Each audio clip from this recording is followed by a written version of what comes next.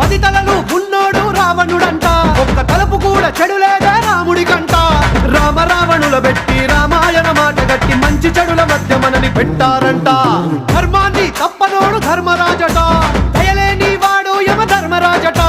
వీడి బాట నడవకుంటే వాడి వేటు తప్పదంటూ ఈ బతుకును నాటకంగా ఆడిస్తున్నారంట. రంగా రంగా రంగస్థలాన ఆడడానికంటే ముందు సాధనంటూ చెయ్యలేని ఆట బొమ్మలవు అంట. మనమంతా తోలు బొమ్మలవు అంట.